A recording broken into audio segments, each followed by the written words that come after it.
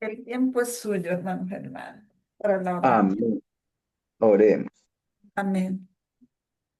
Bendito, alabado, adorado y glorificado sea por siempre nuestra majestad, nuestro Dios y Padre celestial. Señor, gracias por este lindo día de hoy, un nuevo santo sábado que tú nos regalas, que fue creado a causa del hombre, Señor.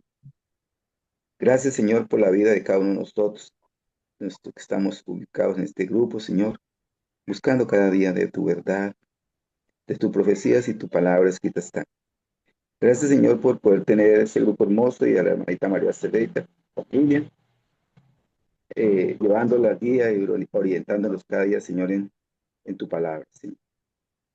Que el poder de tu Espíritu Santo entre en el corazón de todos nosotros y podamos discernir, entender y comprender tu divinidad en este lindo día de tu palabra, de tu escrito está y de tu linda profecía. Que pases carbones encendidos por la boca de la hermana María para que ella pueda tener esta forma de expresión, Amén. de estar dándonos otro entendimiento más fácil aún, Señor. Acompaña a los demás hermanos que están por llegar, los que están en el grupo, los que están en otros grupos buscando de ti, Señor, cada día. Por todas las personas que están en nuestro entorno, que podamos también llevar tu mensaje, que podamos hacer la obra junto contigo y las personas que están a nuestro lado, como es nuestra compañera o pareja. Quédate con nosotros, mi Rey precioso, en este maravilloso día. Guárdanos de todo mal y peligro. En el nombre santo de tu amado Jesucristo, lo clamamos y lo pedimos todo. Amén, amén y Amén. amén. Amén y amén. Bendito Dios por siempre. Bueno, hermano, gracias a Dios, la honra y la gloria para Dios. Estamos aquí Amén. y voy a compartir esta pantalla. Hermanos, mande las notas al, mande las notas al grupo. Las Amén. notas del que vamos a tener, cada uno de ustedes la tiene allá.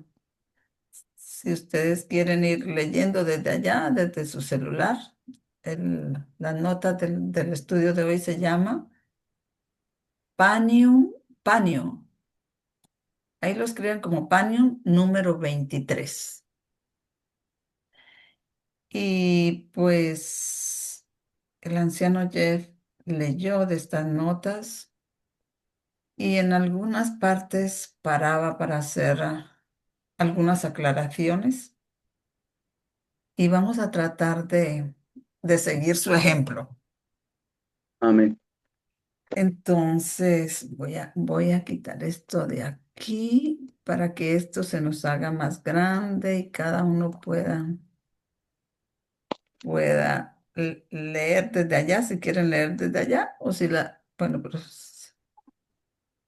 o si las quieren leer desde sus notas, desde su WhatsApp, que yo les mandé las notas traducidas, también lo pueden hacer. Dice, después de la liga trabajará con engaño. Habla de que después de hacer un tratado, un pacto, una liga, iba a trabajar con engaño. Y vamos a leer. En el verso 24 de Daniel, o el verso 24 de Daniel identifica el periodo en el que la Roma pagana gobernaría supremamente con la palabra tiempo. Ya saben ustedes que un tiempo es un año. Un tiempo representa 360 años. Un momentico, voy a ponerle esto, no molestar para que no me perturbe en estos momentos. Un tiempo representa 360 años y ya tenemos la hermana Natalia con nosotros. Amén. Ya le acabo de dar entrada. Bienvenida, hermana Natalia, si ya me está oyendo. Estamos empezando apenas, ya hicimos la oración, ya estamos grabando. Las notas se llaman Panio número 23 y tiene un subtítulo que dice Después de la liga trabajará con engaño. Vamos a hacer como hizo el anciano Jeff en su última presentación,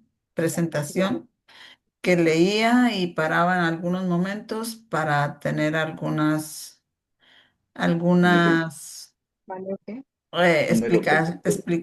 explicaciones. explicaciones y al final él explicó una delineación, unas 3 líneas de periodos de 250 años, pero yo no creo que hoy alcance yo a hacer esa explicación de esa delineación, pero la dejo presente, que la haré con ustedes. Amén. Por ahora vamos a leer que quede más claro, lo más claro posible todo. Dice, el verso 24. La hermana Natalia nos está escuchando, el hermano Antonio está escuchándonos. ¿Están viendo nuestra pantalla? ¿Tienen el teléfono, el micrófono silenciado? Pues sí, está silenciado. Pues yo sigo avanzando. Dice. No, mi teléfono no está silenciado. Ah, bueno, entonces si nos está escuchando, entonces vamos a Sí, avanzar. sí. Después de Daniel, la liga trabajará con engaño, subtítulo. El verso 24 de Daniel identifica el periodo en el que Roma pagana gobernaría supremamente con la palabra tiempo. Un tiempo representa 360 años en aplicación profética. Y esos años comenzaron con la batalla naval más famosa de la historia antigua, la batalla de Accio, en el año 31 antes de Cristo.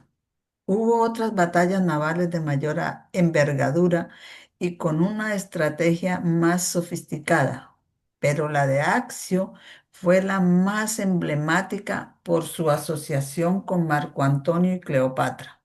Su importancia histórica es similar a la del derrumbe del muro de Berlín en cumplimiento de Daniel 11:40 y a la de las Torres Gemelas del 11 de septiembre en cumplimiento de Apocalipsis 18, pues cuando Dios elige los acontecimientos históricos para cumplir su palabra profética, lo hace de una manera que llegue a la mayor audiencia posible. Recuerden eso. Un punto que sacar de este párrafo que acabamos de leer es que la batalla de Accio, en la que involucraron a Antonio, a Marco Antonio, que era de Roma, pero había traicionado a Roma porque se enamoró de Cleopatra, que era egipcia, y cayó víctima bajo sus artes y bajo sus artes y sus manipulaciones y traicionó a Roma. ¿Cuáles? Entonces, ¿cómo, hermano? Las manipulaciones sensuales de ella. Sí, total, víctima. Eso es sus hechicerías. La gente que no recibe la palabra, ya sabemos qué es, ¿no? Ajá. Y él cayó víctima Hechicero. de eso. Sí, él cayó víctima de eso. Y resulta que, pues, traicionó a Roma y ahí entonces Augusto peleó contra ellos en la batalla de Accio y los venció y venció a Egipto y se le terminó el poder a Egipto y empezó Roma a gobernar suprema por un tiempo, los 360 años. Pero ese evento allí de Accio paralela, ilustra la caída del muro de Berlín en 1989 y la caída de las Torres Gemelas el 11 de septiembre de 2001. La caída del muro de Berlín en 1989 es Daniel 11:40 y la caída de las Torres Gemelas en el 2001, el 11 de septiembre, es Apocalipsis 18 y esos dos, y Action. eh, Prefigura, ilustra esos dos eventos. Esos dos eventos paralelan la batalla de Acción. Ah, exactamente. Eso, lo que fue, volvería a ser. Sí, entonces quiero que ustedes lo tengan en cuenta porque algún día están enseñando eso y dice, esto que sucedió aquí en la historia ilustra la caída del muro de Berlín, ilustra la caída de las Torres Gemelas. La caída del muro de Berlín es cumplimiento de Daniel 11:40 y la caída de las Torres Gemelas el 11 de septiembre de 2001 es el cumplimiento de Apocalipsis 18. son turning points o puntos de transición, Ajá. donde hay como un antes y un después, cambios en la historia.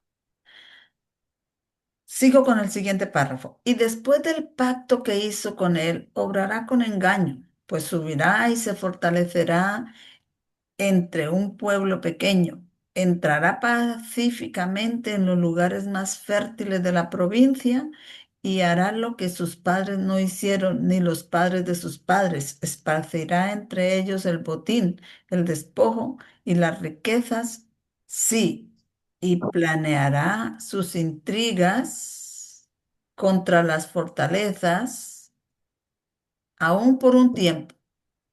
Entonces ese tiempo está en Daniel 11, en los versos del capítulo 11 de Daniel, los versos 23 y 24. Ustedes Ujú. saben que yo les he recomendado los libros de Uriah Smith. Uriah Smith tiene dos tomos que son comentarios de Daniel y Apocalipsis. Y aunque tiene ahí dos errores, porque nadie, ningún profeta, por muy favorecido que sea por el cielo, puede discernir completamente todo. Así que él tiene dos errores porque él le puso al anticristo, que era un rey que existió, que fue muy malo, Antíoco, y creo que tiene otro error, pero no recuerdo cuál es el otro.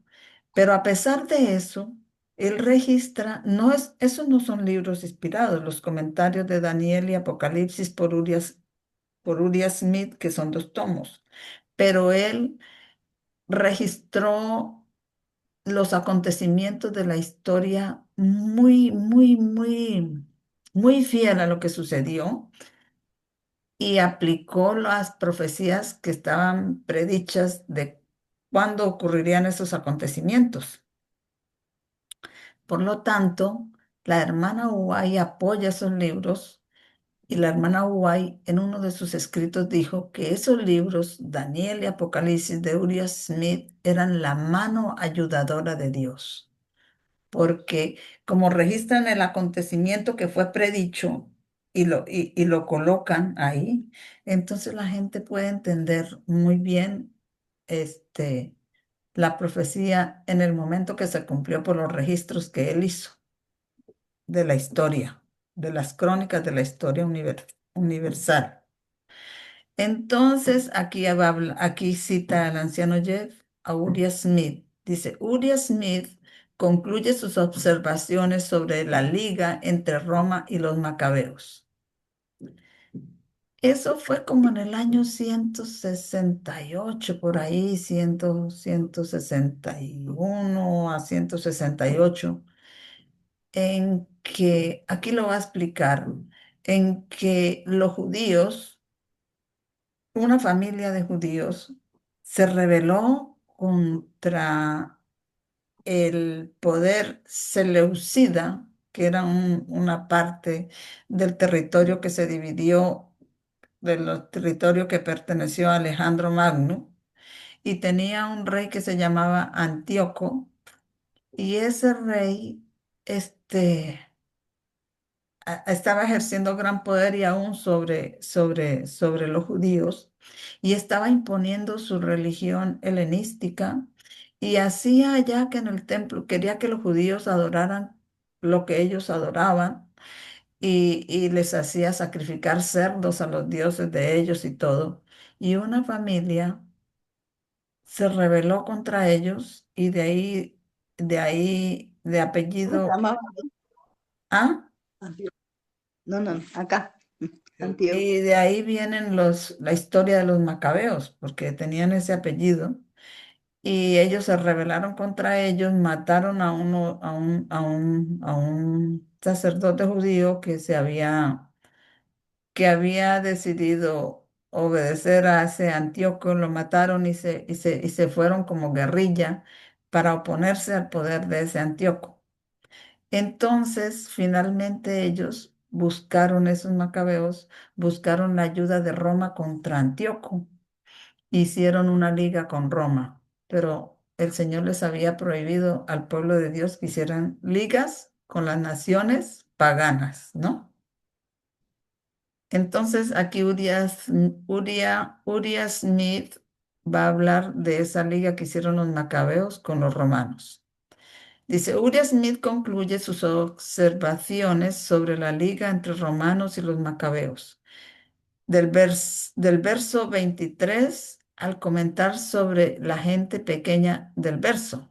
No, no es que dice así la gente pequeña, así me lo traduce a mí la aplicación, las notas, pero lo que dice es con un pueblo pequeño. Y ese pueblo pequeño eran los romanos, que en esa época eran pequeños, pero ya habían acumulado bastante poder.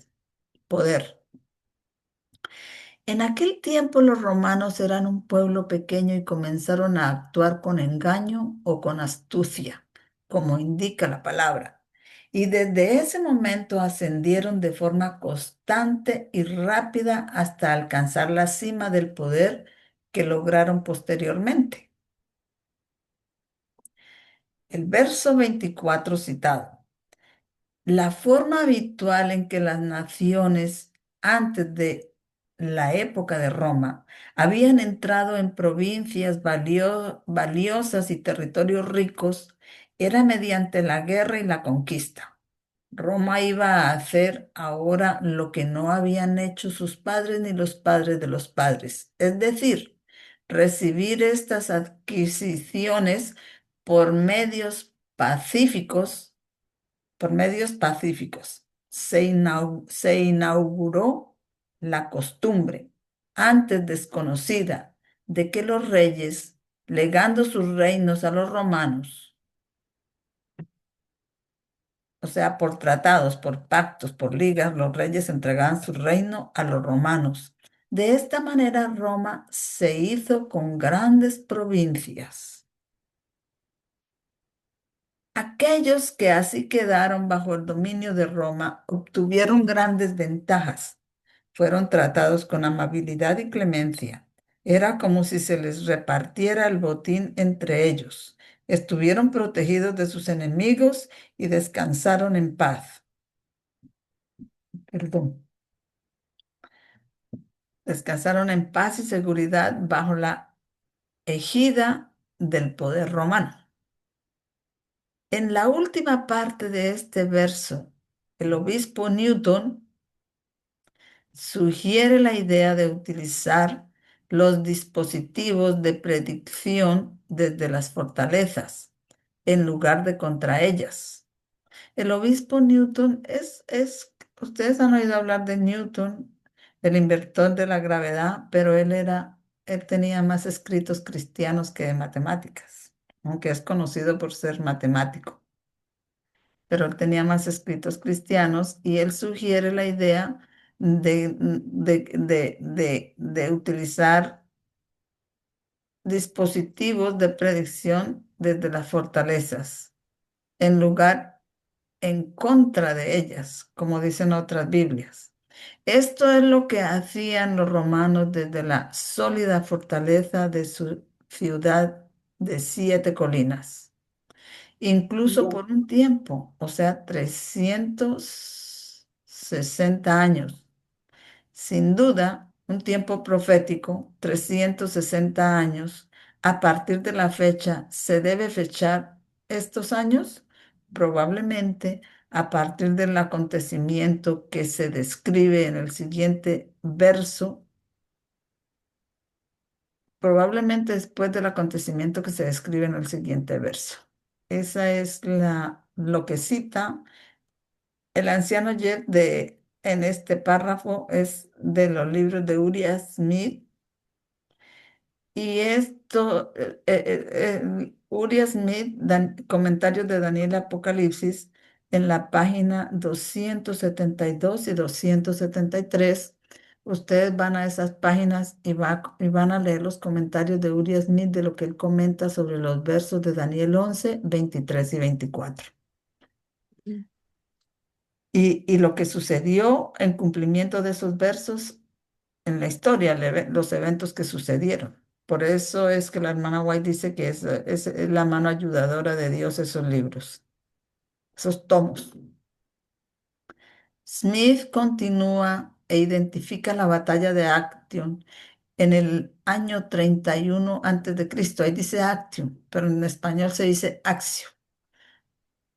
Identifica la batalla de Accio en el 31 antes de Cristo como el punto de partida para los 360 años. Después de citar el verso 24, Smith afirma lo siguiente. En los versos 23 y 24 llegamos a este lado de la liga entre judíos y romanos, en el año 161 antes de Cristo, hasta la época en que Roma había adquirido el dominio universal. El verso que ahora tenemos ante nosotros nos muestra una vigorosa campaña contra el rey del sur, Egipto, y el desarrollo de una notable batalla entre grandes y poderosos ejércitos. ¿Sucedieron tales eventos en la historia de Roma por esta época? Sí. La guerra fue la guerra entre Egipto y Roma, y la batalla fue la batalla de Accio. Analicemos brevemente las circunstancias que llevaron a este conflicto.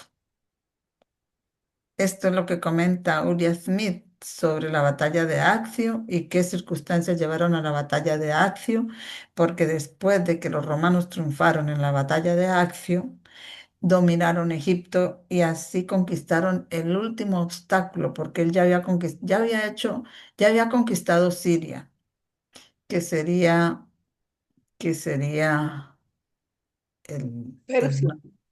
que sería el norte, y tenía que conquistar tres obstáculos. Había conquistado la tierra gloriosa porque había hecho liga con los judíos, los macabeos, y le faltaba conquistar el sur, el norte y el sur y la tierra gloriosa, y le faltaba conquistar el sur y Egipto era el sur.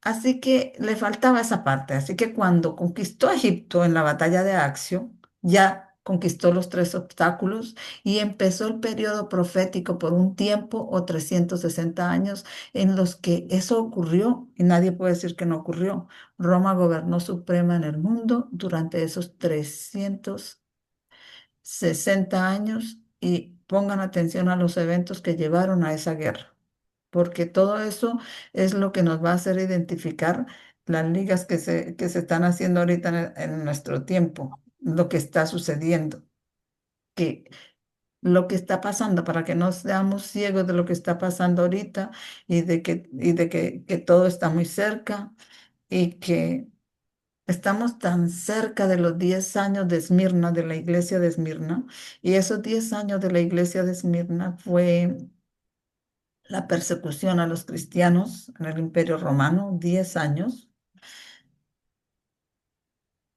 por Diocleciano, creo que se llamaba ese emperador. Duró 10 años esa persecución y esa persecución se repite cuando salga ahorita la ley dominical.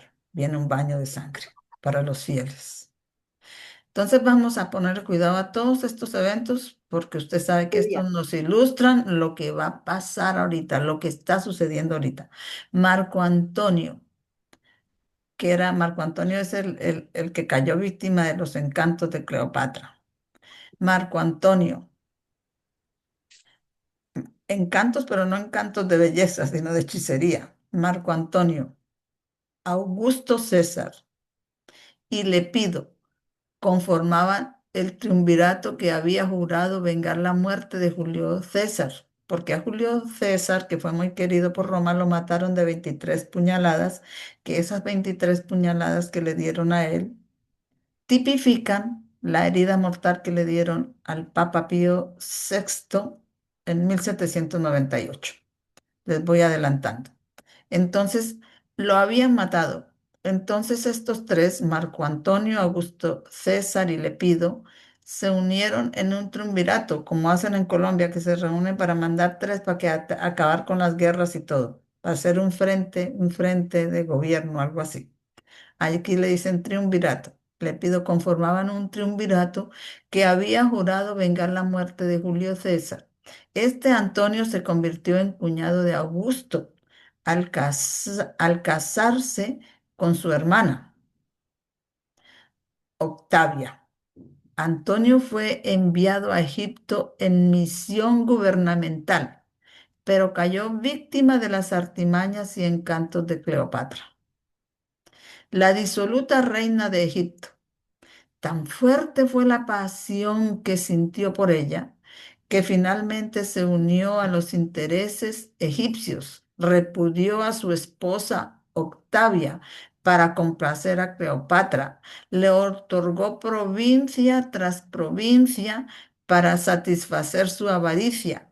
Celebró un triunfo en Alejandría en lugar de Roma. Alejandría es de Egipto, ¿no? Y él que era de Roma, pues los triunfos tenían que ser celebrados, eran los triunfos de Roma, pero él celebraba eran los triunfos, celebró el triunfo en Alejandría en lugar de Roma, y en general ofendió tanto al pueblo romano que Augusto no tuvo dificultad en incitarlos a emprender una guerra decidida contra este enemigo de su país. Esta guerra era ostensiblemente contra Egipto y Cleopatra, pero en realidad era contra Antonio, quien ahora estaba al frente de los asuntos egipcios. Y la verdadera causa de su controversia fue, según Prideaux, que ninguno de los dos podía contentarse con solo la mitad del imperio romano, pues Lepido había sido depuesto del triunvirato, ahora se encontraba entre ellos, y cada uno decidido a poseerlo todo. Echaron los dados de la guerra por su posesión. Uriah Smith, Daniel y Apocalipsis 273. Entonces, esas fueron las circunstancias que llevaron a la batalla de Accio. ¿Alguna pregunta hasta ahí, hermanos? ¿O tienen entendido o quieren como organizarlas? Claro, hermana, todo está claro. Perfecto. Proféticamente la batalla de Accio identifica la ley dominical. Entonces, esa batalla de Accio que identifica la ley dominical. En la batalla de Accio, entonces Roma venció el tercer obstáculo. Y aquí, cuando sea la ley dominical, pues también ahí se vence, será el segundo obstáculo, que es que entra la tierra gloriosa espiritual y le queda por ley dominical en el mundo y vence el mundo. Así que cuando salga la ley dominical se vence ya todos los obstáculos para que Roma vuelva a gobernar nuevamente suprema por una hora, por poco tiempo. Eso es ahora. Entonces dice, proféticamente la batalla de Accio identifica la ley dominical, pues representó la tercera conquista de los tres obstáculos geográficos que establecieron el dominio universal de la Roma pagana, como lo describe Smith. Al igual que con la Roma pagana, fue cuando el tercer obstáculo de la Roma papal fue expulsado de la ciudad de Roma, que comenzó el dominio universal de la Roma papal en 538. Esos dos testigos abordan la ley dominical, donde y cuando la Roma moderna vence tanto el sexto como el séptimo reino de la profecía bíblica y al hacerlo vence su tercer obstáculo. A ver, les explico eso. Dijimos que esta Roma pagana venció Siria, venció la tierra gloriosa al hacer pacto con los macabeos. Y en Accio venció a Egipto. Tres obstáculos. ¿Sí? ¿Me copian hasta ahí? Amén. Gracias. Ella ilustra la Roma papal. La Roma papal tuvo que vencer tres obstáculos. Cuando la Roma pagana se dividió en 10 territorios, eso está en Daniel 2, que dice, o en Daniel 7, que dice una bestia que tenía 10 cuernos, son los 10 territorios en que se dividió Roma pagana. Y de entre esos 10 cuernos salió un cuerno pequeño que arrancó 3 de esos cuernos. ¿Sí han leído, verdad? Si es así, digan amén. Amén, amén. Y esos 3 cuernos que Amén. arrancan, Los y tres, esos los tres, las tres tribus arianas. las 3 tribus arrianas. Y para que Roma papal se estableciera en el trono como cabeza de la iglesia y corrector de los herejes, tuvieron que luchar contra esas 3 tribus arrianas y cuando vencieron la última tribu arriana, entonces el Papa subió al poder en el año 538 después de Cristo. Ajá. Entonces, así como la Roma pagana venció tres obstáculos, la Roma papal también vence 3 obstáculos. ¿Sí o no? Sí. Entonces ahí tenemos 2 testigos de que se vencen 3 obstáculos para llegar supremos a gobernar el mundo. Y esos 2 testigos entonces están ilustrando lo que tiene que hacer la Roma moderna para llegar, tiene que vencer el sexto reino, que es los Estados Unidos, pero también tiene que vencer el séptimo reino, que es la ONU. Y al hacer eso, cuando vence esos, ya ese es el tercer obstáculo, porque esos son vencidos en la ley dominical. ¿Ok? El primer obstáculo de esta Roma El, actual es la de los de el- la ONU, ¿no sabes? el primer obstáculo tiene que salir la ley dominical tanto en Estados Unidos como en el mundo, ya que para que la ONU ya se haya arrodillado ante ellos.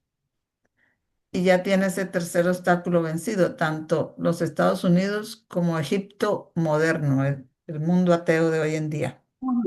Ajá. Y en ley dominical se hace eso, y ella empieza a gobernar suprema el mundo por poco tiempo. Entonces, esos 2 testigos de Roma pagana y Roma papal están ilustrando lo que va a pasar con la Roma moderna. Y vamos a leer lo que dice Apocalipsis 13:5. De este modo se estableció un dominio universal durante 42 meses simbólicos. Y le fue dada una boca que hablaba grandes cosas y blasfemias. Y se le dio poder para actuar durante 42 meses. Apocalipsis 13:5. Entonces esos son 42 meses simbólicos. 42 meses de tiempo en la profecía. ¿Cuánto tiempo es, hermanos? 42 meses. Ustedes multiplican 42 por 30 y ahí les da cuánto tiempo es.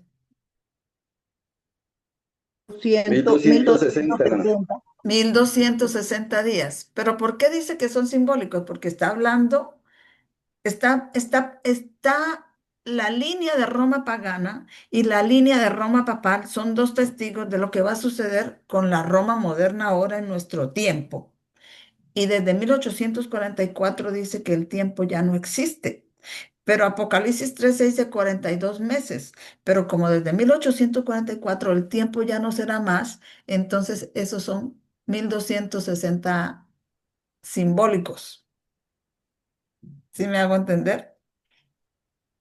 Simbólicos quiere decir que esos 1260 que pasaron allá atrás son un símbolo del periodo cuando Roma moderna empiece a gobernar suprema el mundo, pero en realidad no van a ser 1260 años, sino el tiempo que pase pueden ser 2, 3 años o 3 años y medio, esos 1260 de atrás son símbolo de ese periodo de tiempo, así sea más poquito o más o menos, que yo creo que es más poco, porque en la venida del Señor Jesús está aquí.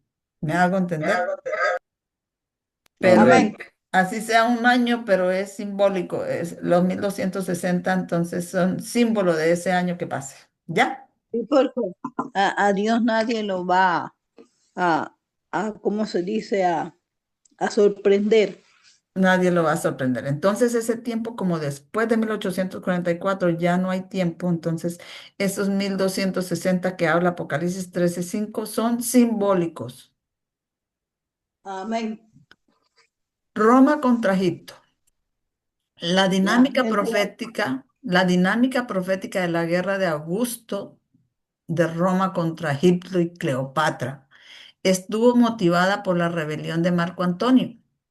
Y esa dinámica profética debe, por necesidad profética, representar la dinámica profética que representa en la ley dominical. ¿Qué está diciendo?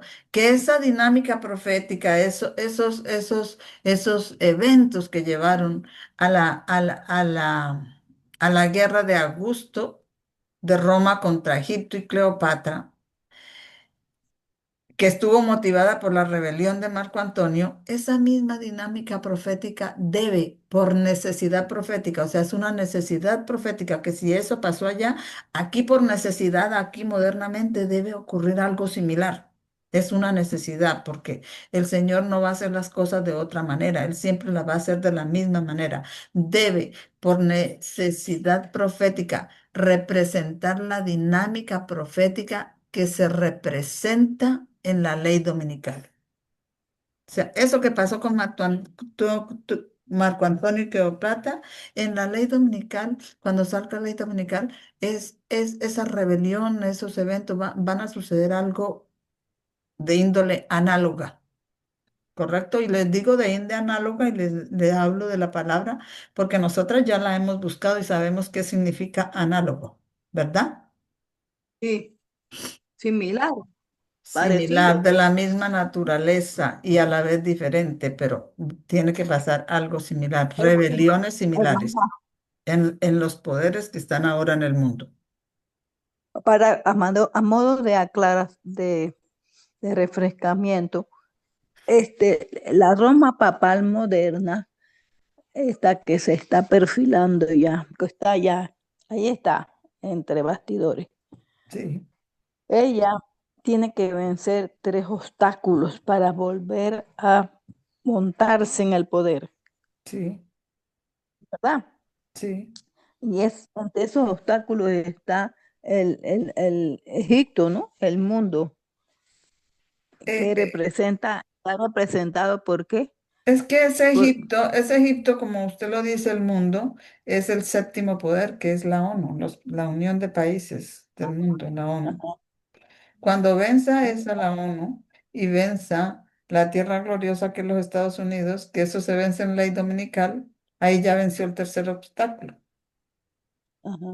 Y la rebelión de ella para que ella se vaya, Estados Unidos, y ahí son tres, ¿verdad?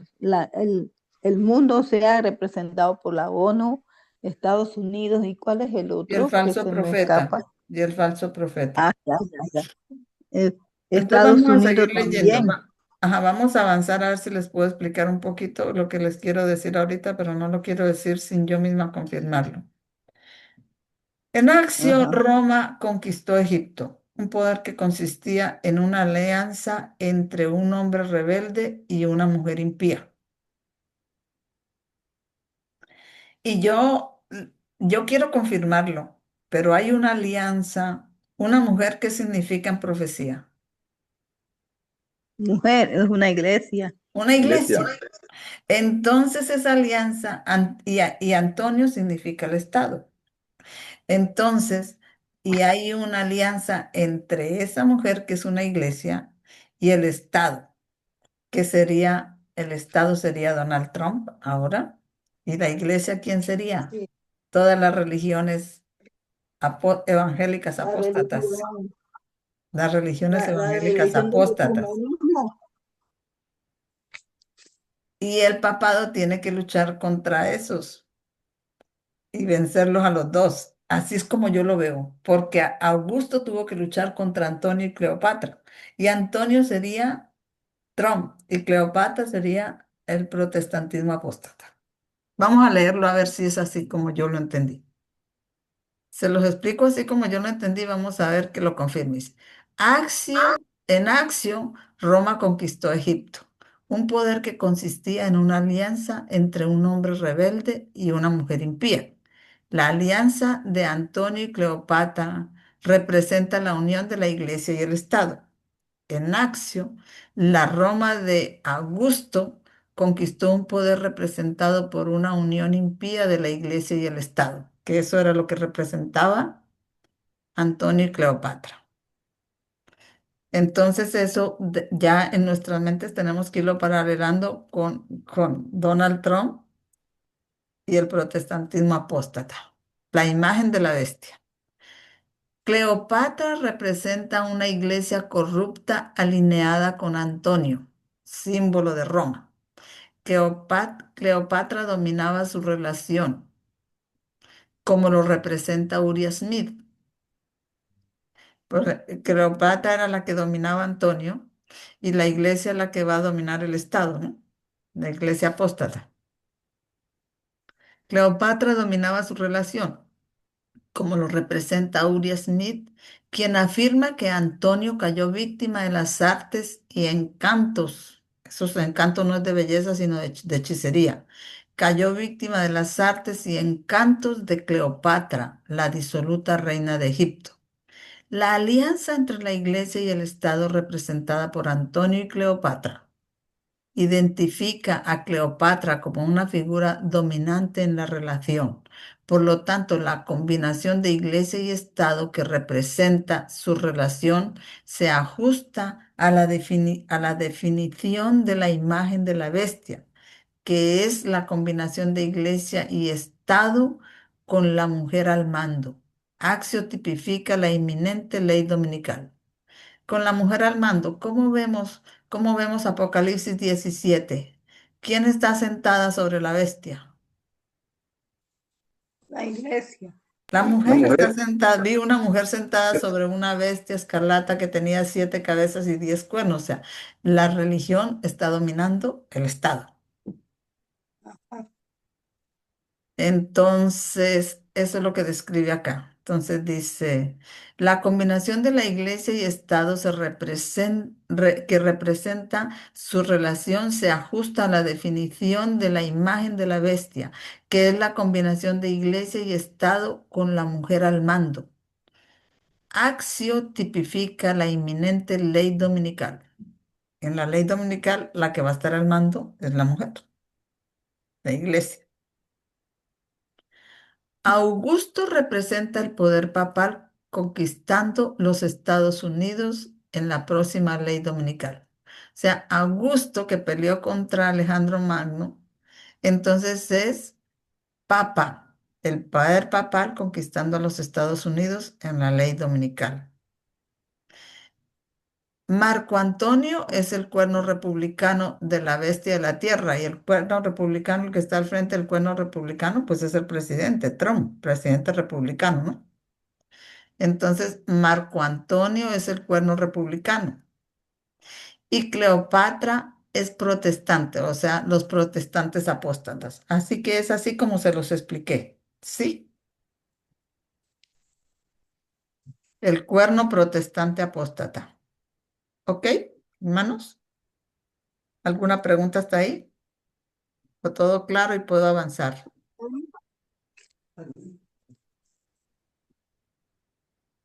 ¿No me escuchan? El cuerno republicano. Y- El y- cuerno republicano estaría representado por Marco Antonio. vamos a volverlo a leer. ¿Dónde estaba acá? Augusto representa el poder papal conquistando los Estados Unidos en la próxima ley dominical. Marco Antonio es el cuerno republicano, así es como usted lo dice. Marco Antonio es el cuerno republicano de la bestia de la tierra. O sea, la bestia de la tierra es el republicanismo y el protestantismo, ¿no? Ajá. ¿Y quién es el líder del cuerno republicano? ¿Quién es el presidente de Estados Unidos? Donald Trump. Trump. Por eso, entonces ahí está el cuerno republicano.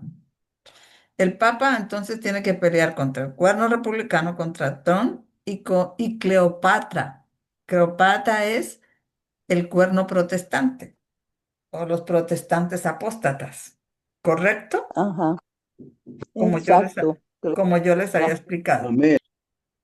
Antonio y Cleopatra se unen y hablan como un dragón en la próxima ley dominical. O sea, Donald Trump y la Iglesia Protestante de Roma, que eran la bestia de la tierra con dos cuernos semejantes a un cordero, pero que hablan como dragón, eso se cumple en la próxima ley dominical. Tanto Cleopatra como Antonio son símbolos del poder del dragón, porque Egipto es dragón. Y el cuerno republicano es la bestia que sale de la tierra que habla como un dragón. Los dos son símbolos del poder del dragón. Y cuando se unen plenamente en la ley del domingo, hablan como un dragón. Un subtítulo ahí que dice dragones. Tanto Grecia como Egipto representan proféticamente el poder del dragón. Y Antonio también lo representa en Daniel 11. Egipto se ubicaba en el sur y Grecia en el oeste. Egipto fue conquistado por Ptolomeo I tras la división del reino de Alejandro Magno en 4 partes.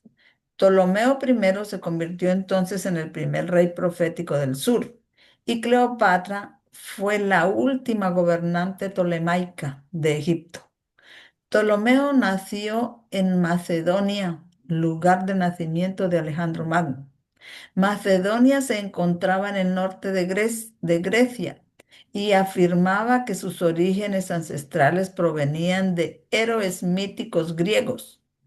Las ciudades, estado del sur de Grecia, consideraban a los macedonios más bárbaros que los helenistas del sur de Grecia. Los macedonios eran una monarquía y las ciudades, estados del sur. Las polis, como Atenas, Esparta, Tebas, Corintio, etcétera, se ubicaban en el sur y centro de Grecia y las islas del Egeo.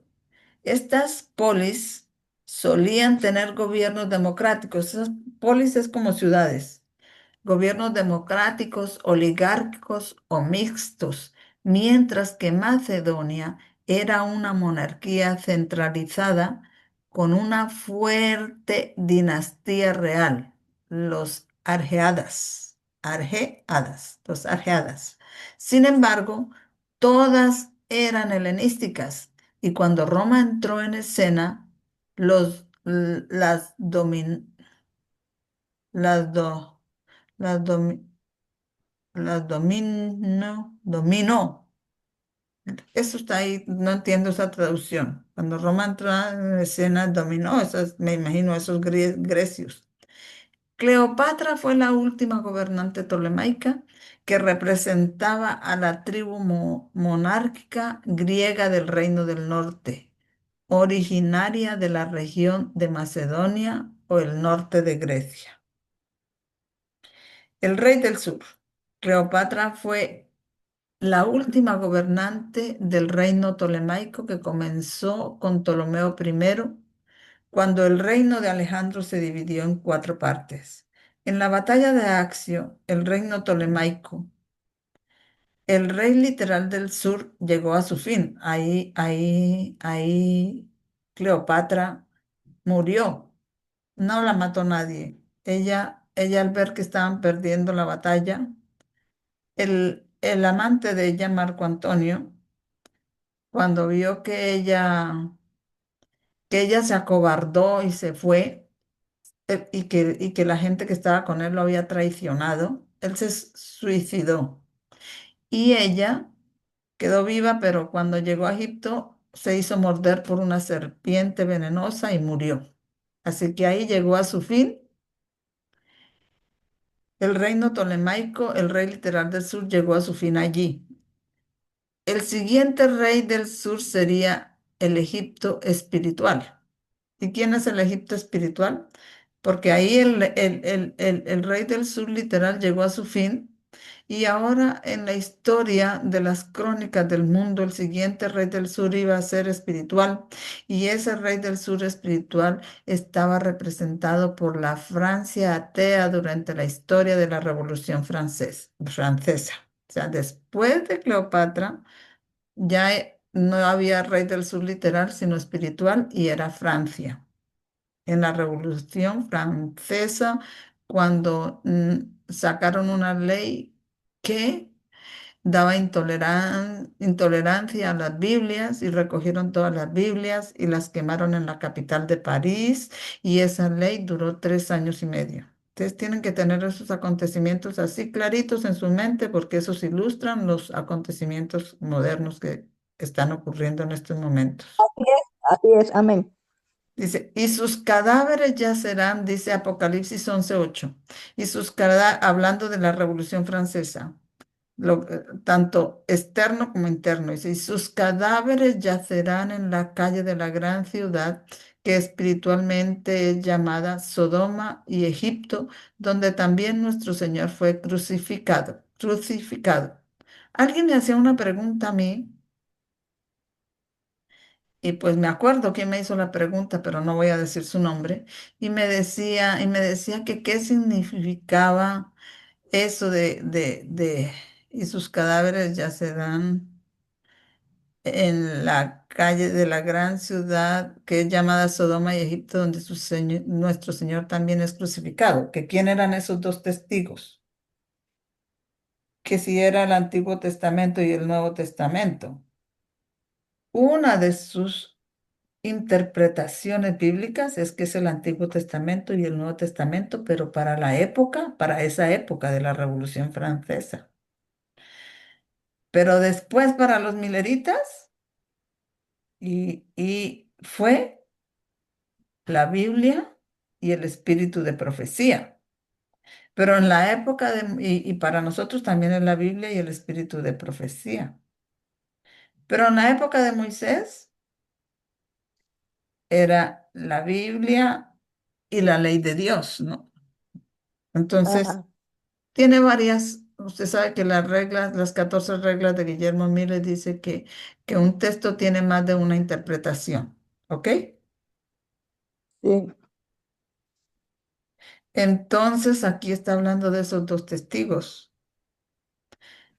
y dice que es, Usted dijo algo ahí que me dejó eh, en el aire. En el sí, tiempo antiguo fue la ley la mosaica. ley de Dios y los profetas. Ah, ajá. Y sus cadáveres yacerán en la calle de la gran ciudad que espiritualmente es llamada Sodoma y Egipto, donde también nuestro Señor fue crucificado. Allá donde quemaron las Biblias, eso es simbólicamente crucificar al Señor, porque esa es la palabra de Dios, ese es Cristo. Y, Ajá, So- y exacto. Sodoma y Egipto sería como, creo, el Estado, y Sodoma la religión pagana. Vamos a ver cómo lo dice acá Uri Smith y el anciano Jet.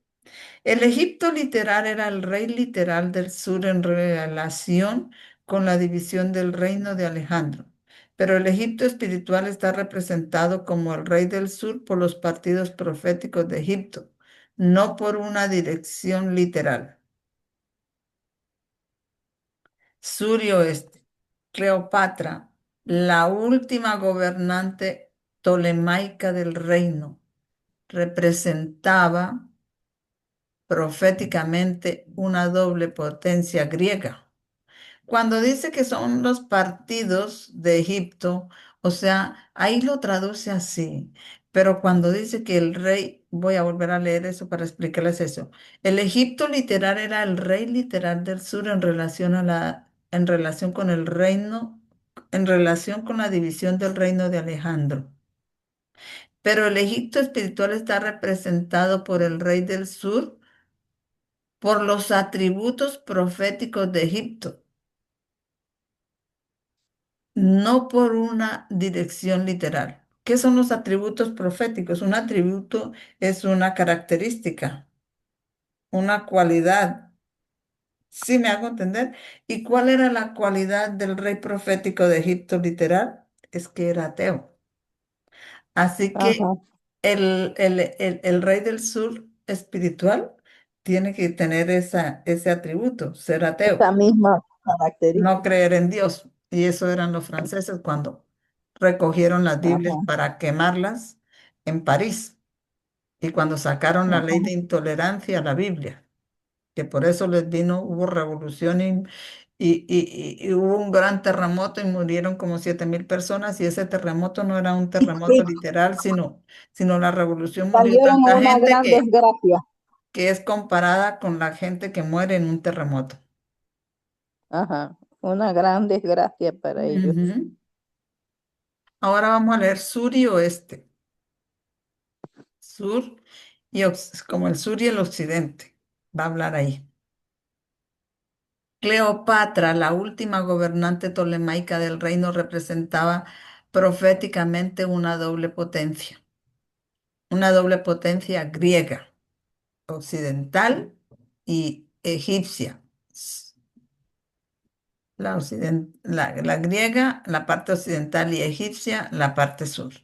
El siguiente rey y luego el rey espiritual del sur sería Francia, también una doble potencia representada en Apocalipsis 11 como Egipto y Sodoma. Ahí está la duplicidad de Francia, que la representa como Egipto y Sodoma. La laxivia de Sodoma se alinea con la laxivia de Cleopatra occidental y Cleopatra del sur se alinea con el ateísmo de Egipto. La doble naturaleza del último rey literal del sur se alineaba con la del primer rey espiritual del sur, Francia. Cleopatra fue el último rey literal del sur y Francia fue el primer rey literal del sur espiritual. ¿Ok? Ah, así. Consignen eso en su mente. Cleopatra, la última rey, el último rey del sur literal. Y Francia, el primer rey del sur espiritual. La Cleopatra vendría a ser un omega y Francia vendría a ser un omega del rey del sur, literal, y Francia vendría a ser un alfa del rey del sur, espiritual, porque alfa es el inicio y el omega es el final.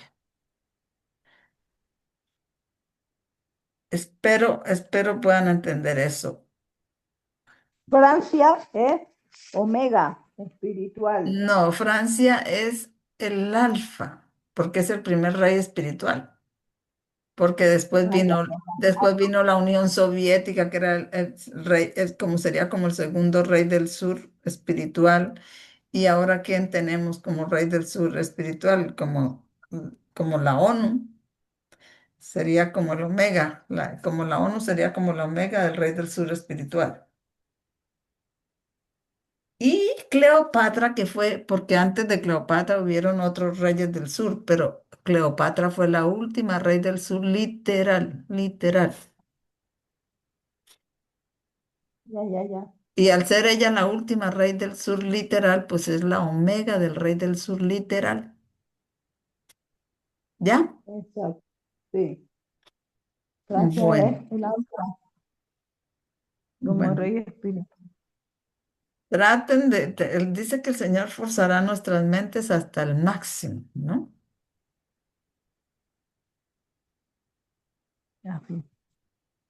Para que entendamos esto. El hermano Castro y Zobeida se cayeron. La batalla de Accio fue alianza impía entre el dragón de Roma, representado por Antonio, y el dragón del sur y el oeste, representado por Cleopatra. Porque Cleopatra representaba al rey del sur, de la parte sur, que era Egipto, pero también de la parte occidental del reino de Alejandro Magno. Macedonia, Macedonia. Y es que juntas tuvieron una reina que era Cleopatra. La Cleopatra del oeste se llamaba Cleopatra Cira y esta es la Cleopatra, la última, la Cleopatra de Egipto. Entonces, representado por Cleopatra.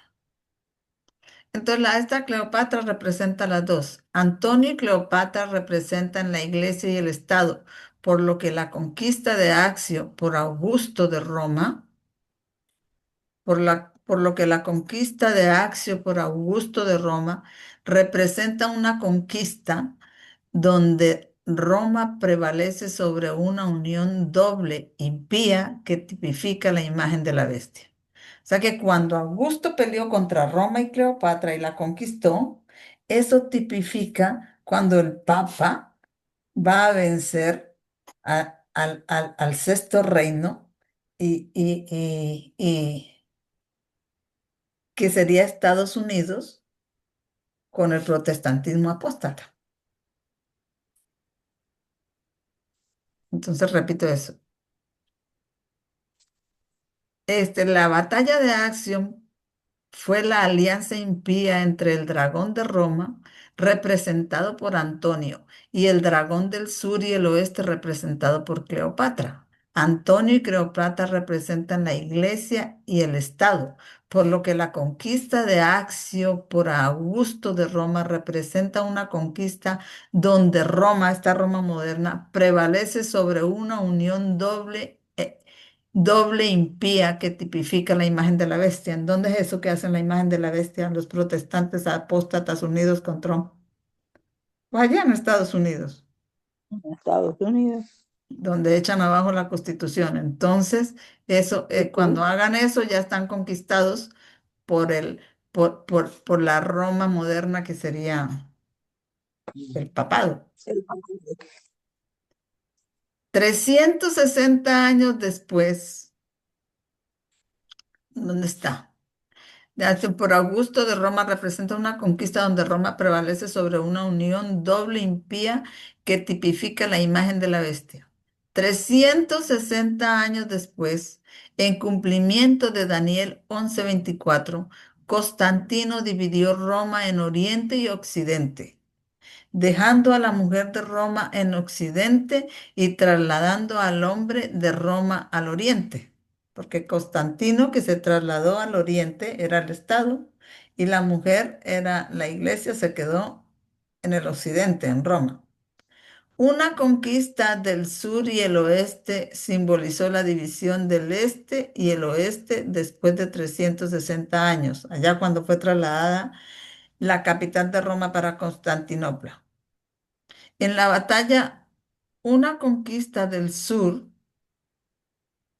y el oeste simbolizó la división del este y el oeste después de 360 años. O sea, después de la batalla de Accio, 360 años después se divide Roma, es trasladada a su capital de Roma para Constantinopla y se divide en Roma occidental y Roma oriental. Eso sucedió en el 330, 360 años después de la batalla de Accio. En un encuentro anterior, a Antonio se le asignó el este de Roma y a Augusto el oeste, por lo que Accio unió el este y el oeste. La batalla de Accio unió esos dos, el este y el oeste, porque en un encuentro anterior a Antonio le habían asignado la parte oriental de Roma y a Augusto la parte occidental. Pero en Accio, que Augusto dominó, ahí se unieron tanto en la parte oriental como la parte occidental, pero eso fue solo por un tiempo. A los 360 años después se volvió a dividir. Año 31 antes de Cristo y el año 330. En el año 31 después de Cristo crucifican a Cristo, pero en el año 31 antes de Cristo es la batalla de Accio y 360 años después nos llevan al año 330. Jesús siempre ilustra el fin con el principio, por lo que la conquista de Accio en el año 31 antes de Cristo simboliza la división del imperio en Oriente y Occidente en el año 330 antes de Cristo. Accio en el año 31 antes de Cristo fue el principio y el fin de los 360 años. ¿Por qué dice que el principio? Si apenas era que se cumplía, dominaba y ahí era que se iban a empezar a cumplir los 360 años que iban a llegar hasta el año 330. Porque el Señor ilustra el principio con el fin. Y así como ahí venció en Accio el tercer obstáculo, ahí también estaba prefigurando que 360 años se iba a dividir. Algo de índole análogo porque sucedía también con, con, con Roma, pero ya no iban a dominar, sino era diferente, porque en vez de dominar, empezaba su división y empezaba su descenso, hasta llegar al año 538, donde ya cae Roma y le da paso a la Roma papal. ¿Ok? De índole análogo, de la misma naturaleza, pero diferente. Hay que entender siempre eso.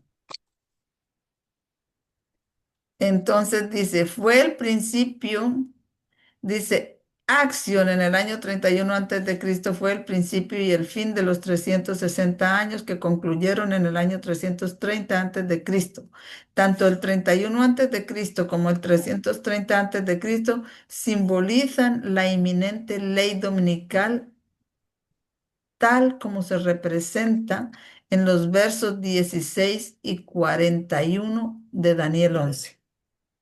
Daniel 11, 16 y Daniel 11, 41 son la ley dominical.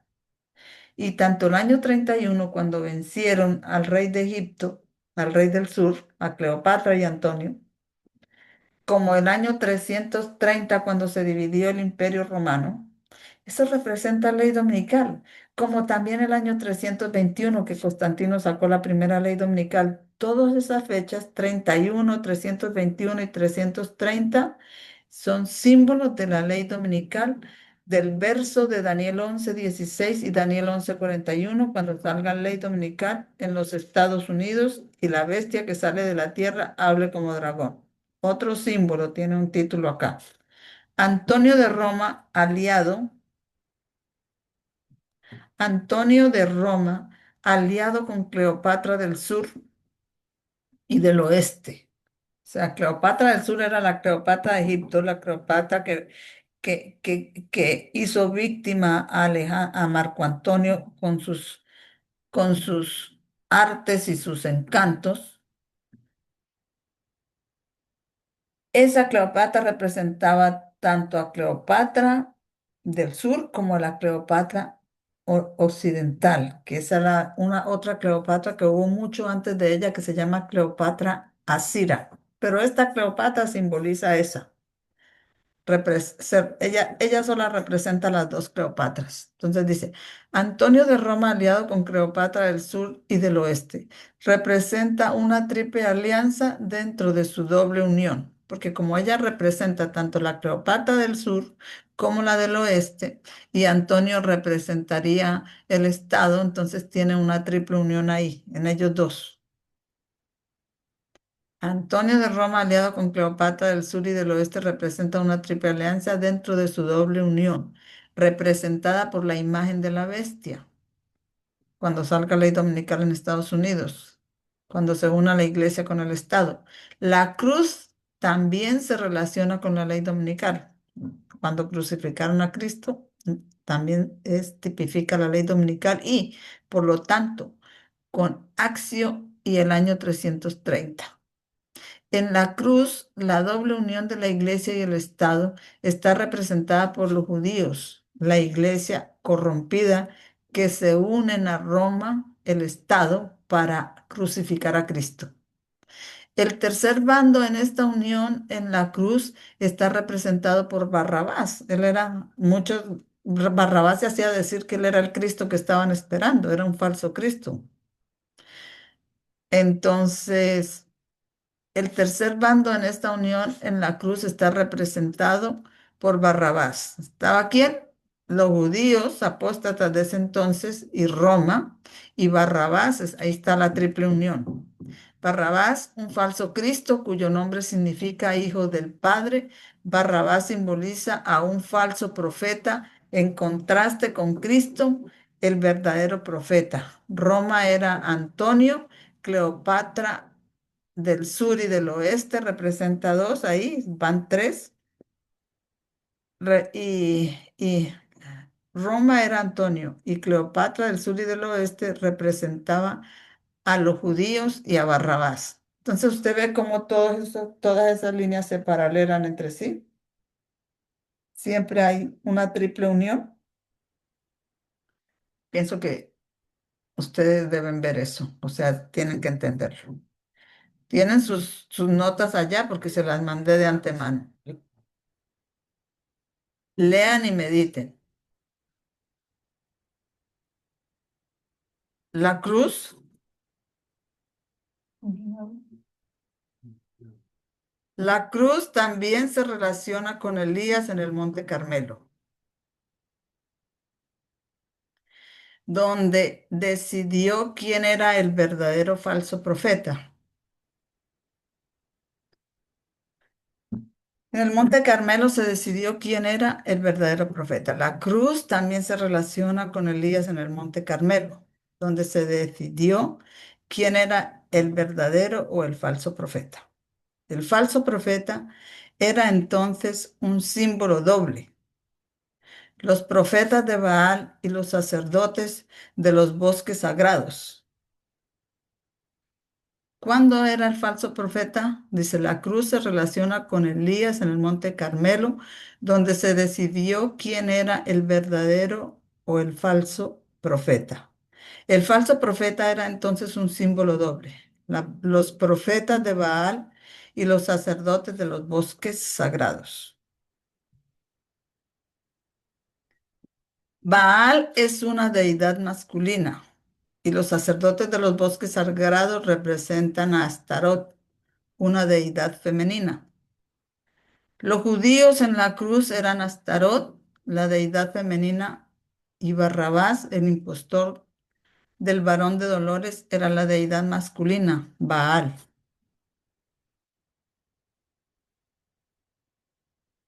Cleopatra era a la vez la reina del sur y la reina del oeste. Antonio era la imagen de Roma, parte del triunvirato que juró vengar al asesinato de Julio.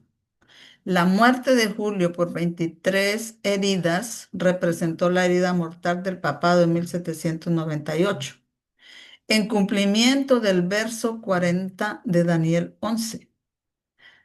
Agustín en Accio representa, o Augusto en Accio representa la curación de esa herida mortal. La herida se cura cuando Antonio y Cleopatra mueren. Antonio y Cleopatra representan la imagen de la bestia en Estados Unidos. Una entidad profética triple, compuesta por la bestia de la tierra y sus dos cuernos, protestantismo y republicanismo. Antonio es una parte y Cleopatra representa las otras dos, ya sea la Roma de Antonio o el Egipto y Grecia de Cleopatra, mueren juntos en la ley dominical cuando termina el sexto reino de la profecía bíblica. Proféticamente, Cleopatra, en relación con Antonio, es la mezcla de la astucia eclesiástica y la astucia estatal, donde la astucia eclesiástica seduce y controla la astucia estatal. Voy a leer otro poquito porque como les dije hoy, voy a terminar a las 5. Así que vamos a leer otro poquito. ¿Tienen alguna pregunta hasta ahí, mis hermanos? Hermanita María, Cuando Marco Antonio y Cleopatra mueren, ¿se termina la ley dominical? O sea, cuando Marco Antonio y Cleopatra mueren en la batalla de Accio, eso tipifica ley dominical.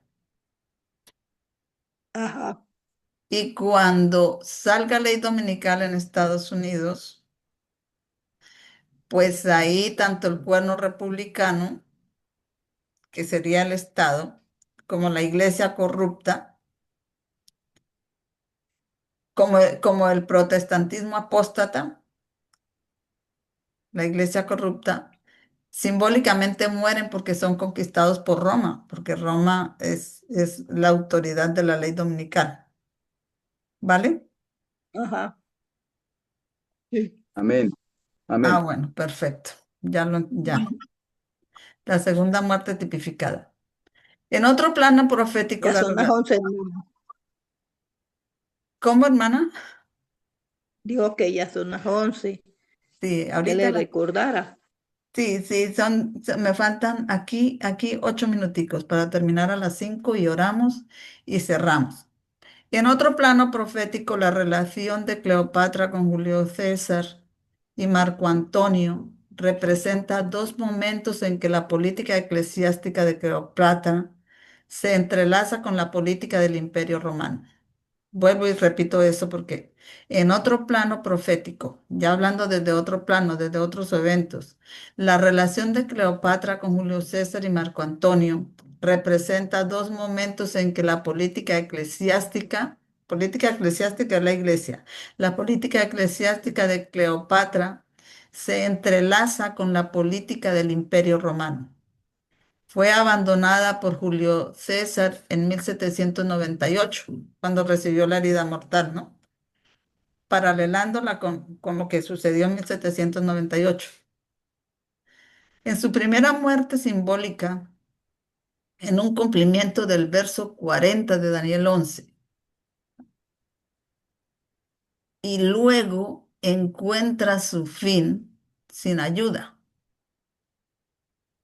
Voy a volver a leer eso para podérselos explicar. En otro plano profético, la relación de Cleopatra con Julio César y Marco Antonio representa dos momentos en la política, en que la política eclesiástica de Cleopatra se entrelaza con la política del Imperio Romano. Fue abandonada por Julio César en 1798. Recuerde que las 23 puñaladas con las que mataron a Julio César representan la herida mortal que se le infligió la Iglesia Católica cuando tomaron preso al Papa Pío VI y lo llevaron al exilio, donde murió un año después a Francia. Entonces, ahí dice, fue abandonada por Julio César en 1798 en su primera muerte simbólica. Y eso fue cumplimiento del verso 40 de Daniel. El verso 40 de Daniel dice, y el rey del sur contenderá contra él cuando le dio la herida mortal. Ajá. Eso simboliza lo que pasó allá con Antonio y Cleopatra. O lo que pasó con Antonio y Cleopatra prefigura eso, la herida mortal que le dieron en 1798, en cumplimiento del verso 40 de Daniel 11. Y luego encuentra su fin sin ayuda, porque cuando ahora que vuelva a vencer a los Estados Unidos con su cuerno protestante apóstata, va a volver a dominar el mundo, pero esa caída de la herida mortal está prefigurando cuando ya dice que gobernará por una hora, pero vendrá a su fin sin nadie quien le ayude. En el verso de Daniel Ajá. 11:45. Y luego encuentra su fin sin ayuda. En Accio, el cumplimiento del verso 45 de Daniel 11. Así como allá en Accio nadie,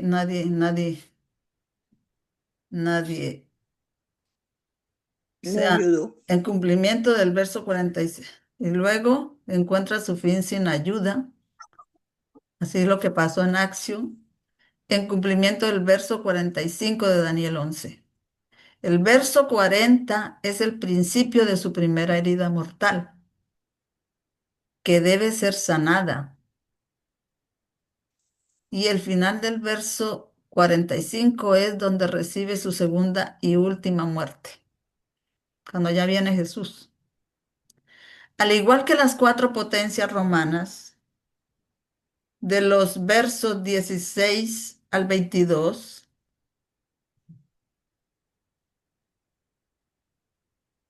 al igual que las cuatro potencias romanas, perdón, al igual que las cuatro potencias romanas de los versos 16 al 22, Cleopatra, como símbolo bíblico, tiene más de un significado. Según el contexto, Julio la abandonó en 1798.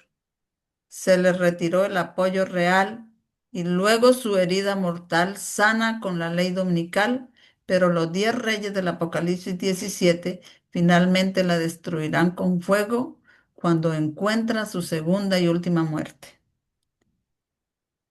Y vamos a dejar hasta ahí, porque después es otro tema. Pues va a leer ese un último párrafo. Cleopatra es un símbolo de la doble naturaleza representada por el ateísmo del Egipto faraónico y la filosofía religiosa grecia. Su doble naturaleza representa la política egipcia y la doctrina eclesiástica griega. La filosofía religiosa griega está representada por la diosa griega Atenea, que fue venerada como estatua en su templo llamado Partenón. Partenón. Atenea es el símbolo de sabiduría y como mujer representa una religión de educación humana en contraste con una educación divina. Lo que el hermano va a introducir acá, les voy a resumir rapidito, es porque él dice que el mensaje final nuestro, como los mineritas, tiene que ser corregido porque ellos tuvieron chascos y en esos chascos tuvo que corregirse el mensaje. Y como nosotros repetimos la historia milerita en la parábola de las 10 vírgenes, nosotros tuvimos un chasco el 18 de julio del 2020 con la predicción de Nashville.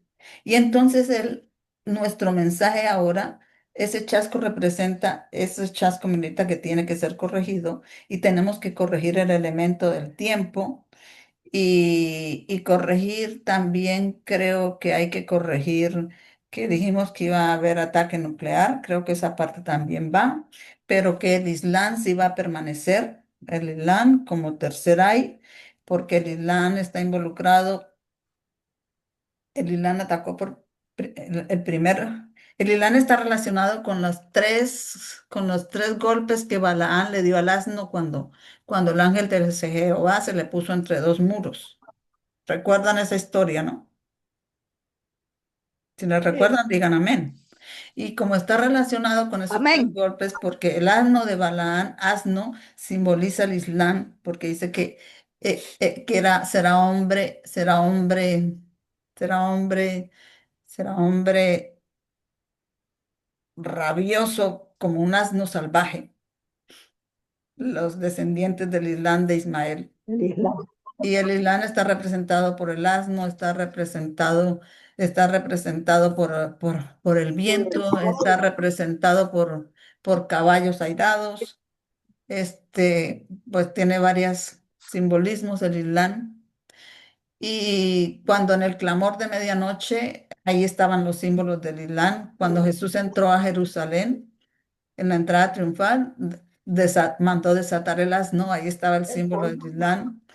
Y cuando el clamor de medianoche, los mileritas, Samuel Snow, que estuvo a cargo de esas reuniones del 12 al 17 de agosto de 1844, llegó a caballo.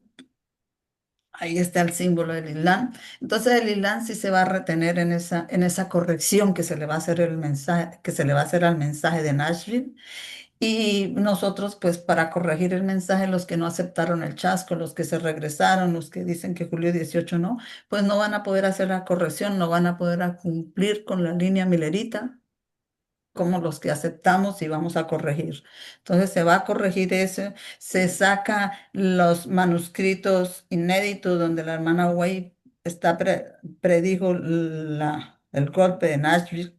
Él está hablando que el Islam sí se retiene porque el Islam golpeó en el 11 de septiembre a la tierra gloriosa espiritual, y el 7 de octubre del 2022 golpeó la tierra gloriosa literal, y en la ley dominical vuelve a golpear la tierra gloriosa literal, pero eso en la ley dominical.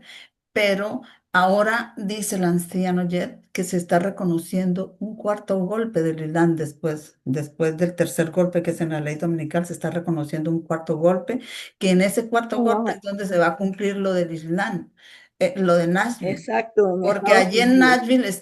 Nashville hicieron una réplica del Pantenón que hay acá en, en Grecia, una réplica, y allá también está la escuela donde la hermana se inició la educación verdadera con la escuela de Madison La de Madrid.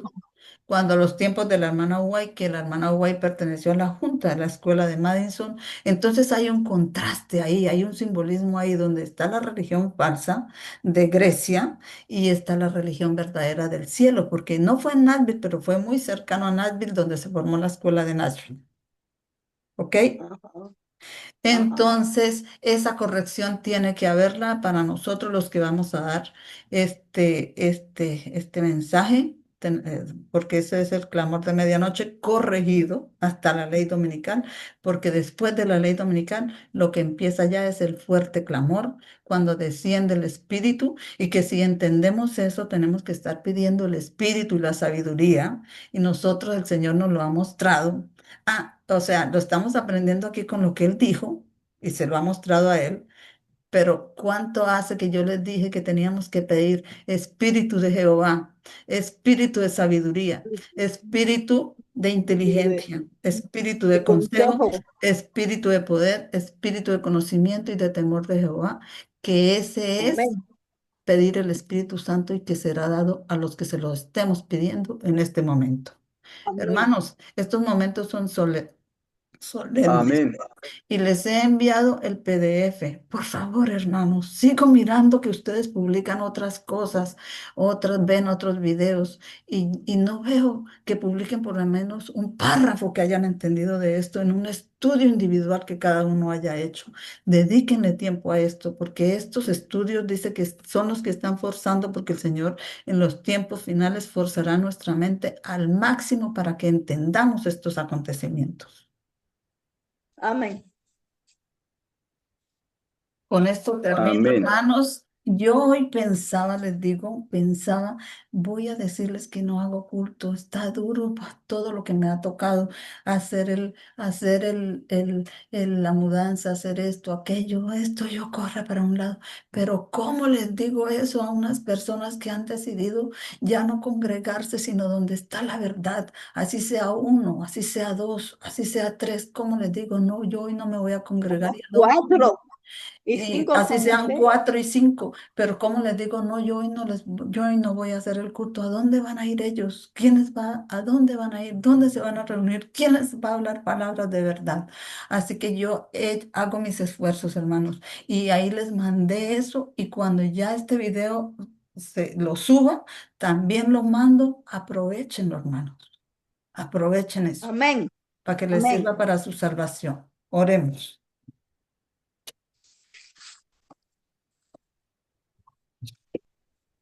Bondadoso Padre en los cielos, gracias por podernos reunir a pesar de todas las cosas. Tú estás con nosotros y nos ayudas en esta batalla. Amén.